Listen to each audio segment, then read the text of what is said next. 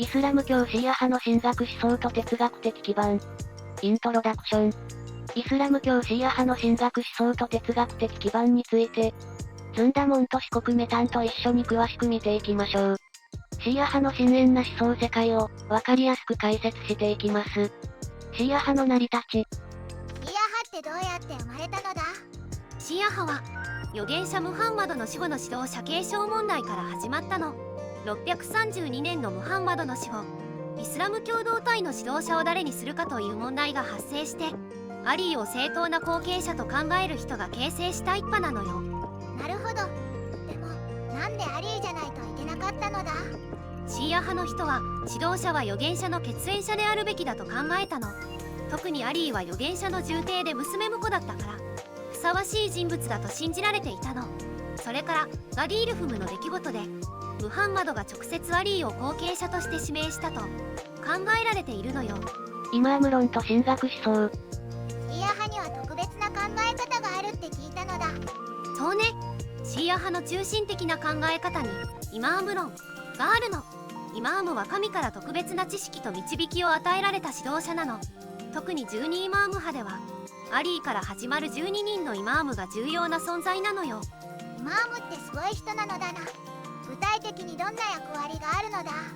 イマームには3つの重要な役割があるの。まずクルアーンの真の意味を解釈する能力。次にシャリーアを正しく適用する権威。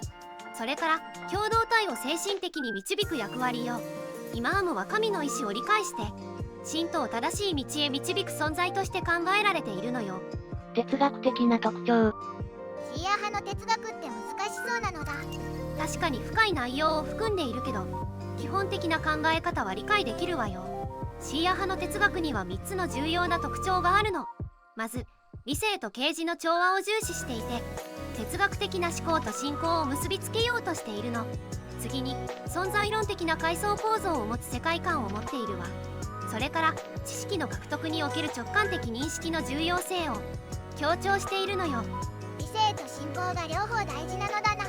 でもどうやって調和させるのだ？シーア派の思想では理性的な探求と精神的な信仰がバランスよく組み合わされているの。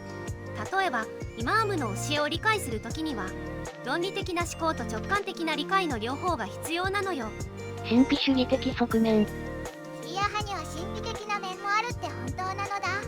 シーア派には豊かな神秘主義的伝統があるの。特にイマームたちの精神的な導きを通じてより深い信仰の理解を目指す考え方が特徴的ね。この伝統はイルファーンと呼ばれる神秘主義的知識体系として発展してきたのよ。神秘主義的な実践にはどんなものがあるのだ？主な実践にはクルアーンの内的な意味を探求する解釈学、イマームの言葉を深く瞑想する実践、それから精神的な浄化を目指す修行があるの。これらは単なる形式的な実践じゃなくて深い内的な変容を目指すものなのよ。まとめ。シーア派の神学思想と哲学は、イスラム教の重要な一部として、独自の発展を遂げてきました。イマーム論を中心に、理性と啓示の調和、そして神秘主義的な要素を含む豊かな思想体系を築き上げています。